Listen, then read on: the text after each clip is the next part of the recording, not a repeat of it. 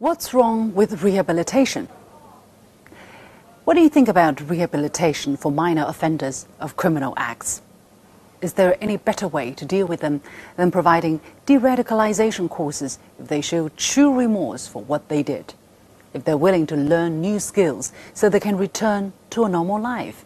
This is what China has been doing in Xinjiang over the past 3 years. But the US House of Representatives has just passed a bill which criticizes China's policy for its Uyghur population, alleging violations of civil and religious rights. The so-called Uyghur Act of 2019 disregards the efforts as counter-terrorism and calls for measures to counter what it calls arbitrary detention of over 1 million Uyghurs. This is the same as saying it's wrong to ask someone in the US to do compulsory community service for the minor crimes they committed. Although the Xinjiang remedy, where people not only learn a lesson but something useful, is in nature more similar to Britain's desistance and disengagement program, the country's tailor-made disindoctrination program. Xinjiang is dealing with minor offenders to effectively tackle the root causes of terrorism. Between 1990 and the end of 2016, Xinjiang suffered thousands of terrorist-inspired events, such as bombings, assassinations and arson attacks. Many innocent people were killed, including several hundred police officers. The most shocking case happened on July the 5th, 2009, in the regional capital Urumqi. 197 people were killed and more than 1,700 others injured.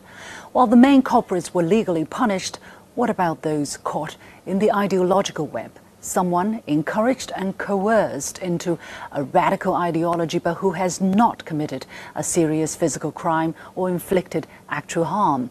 Should they be left alone to reintegrate to society?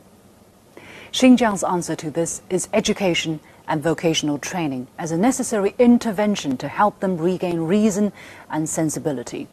They learn the law, science, language skills, communication techniques and various job skills such as textiles, food processing, e-commerce and auto maintenance and repair.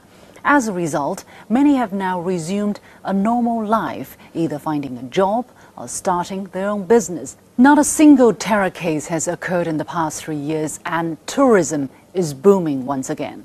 Last year alone, Xinjiang received 150 million domestic and international tourists, a year-on-year increase of 40%, including 2.6 million from other countries.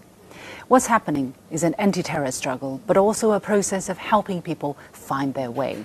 In China, such practices have a long history of several thousand years, with numerous stories, anecdotes, dramas, and classic literature of families and neighbors coming together to help rescue those who are lost. The United Nations 2016 Plan of Action to Prevent Violent Extremism blames, among others, poverty, unemployment, the cynical distortion and misuse of religious beliefs as the backdrop and motivation of violent extremism. The document proposes countermeasures such as educational and economic opportunities as well as vocational training resources. China is doing this in good faith. Ironically, when life returns to normal, Nancy Pelosi and her colleagues are angry just as they were over Hong Kong. Do they know many of their fellow citizens are doing the same in their communities? What if China passed a law critical of US-style community correction for minor offenders? I only ask, what's wrong with rehabilitation simply because it's done by China?